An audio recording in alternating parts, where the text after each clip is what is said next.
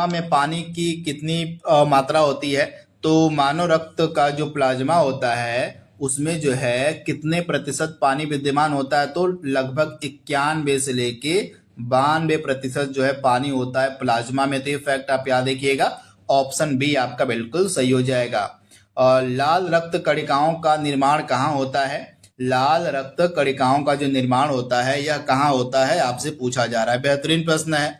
इस तरह के प्रश्न आपसे एग्जाम में पूछे जाएंगे। तो जो हमारा रेड ब्लड सेल्स होती हैं इनका जो निर्माण होता है यह अस्थि मज्जा में होता है। तो ये फैक्ट आप याद रखिएगा, अस्थि मज्जा में जो है लाल रक्त कणिकाओं का जो है निर्माण होता है। तो ऑप्शन आपका यहाँ पे सी बिल्कुल सही हो जाएगा।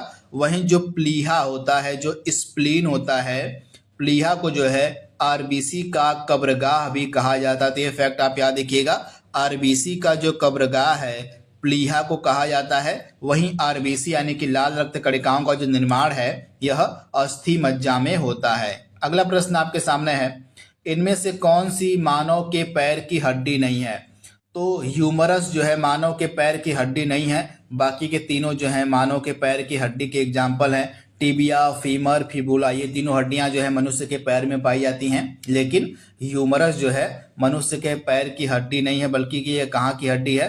तो ह्यूमरस जो है बांह में पाई जाने वाली, मनुष्य के हाथ की जो बांह होती है उसकी एक लंबी हड्डी होती है जो कंधे से कोहनी तक जाती है। इसे जो है प्रगंडिका के नाम से भी जाना जाता है। अगला प्रश्न आपके सामने है, मनुष्य की मुख गुहा में इनमें से किसका पाचन प्रारंभ होता है? तो मुख गुहा से जो है कार्बोहाइड्रेट का पाचन प्रारंभ होता है। तो ऑप्शन ए आपका सही हो जाएगा। अगला प्रश्न है, प्रोटीन पाचक एंजाइम की इसमें से आपको पहचान करने की कौन सी है?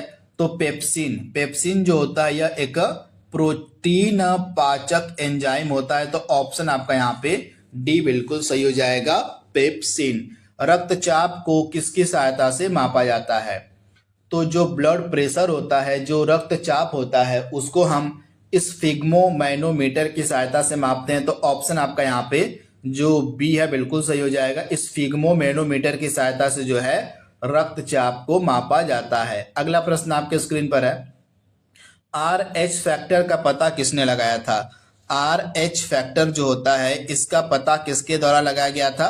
तो कार्ल लैंडस्टीनर और वीनर नामक वैज्ञानिकों के द्वारा जो है RH फैक्टर का पता लगाया गया था। तो ऑप्शन आपका यहाँ पे जो ए है बिल्कुल सही हो जाएगा, कार्ल लैंडस्टीनर और वीनर नामक वैज्ञानिक ने इसका पता लगाया था।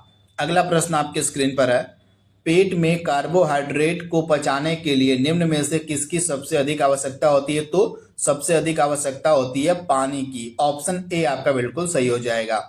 गोबर गैस का मुख्य अवयव क्या होता है? गोबर गैस का मुख्य अवयव क्या होता है? तो मीथेन गैस होती है गोबर गैस का मुख्य अवयव। तो ऑप्शन आपका यहाँ पे जो बी है बिल्कुल सही हो जाएगा, मीथेन। अगला प्रश्न है, ओंकोजीन किसके लिए जिम्मेदार होते हैं, किस बीमारी के लिए? तो ओंकोजीन जो है ये कैंसर के लिए जिम्मेदार माने जाते हैं। तो ऑप्शन सी आपका बिल्कुल सही हो जाएगा, कैंसर के लिए। पादप कोशिकाओं में कौन सा सेल ऑर्गेनल पाया जाता है?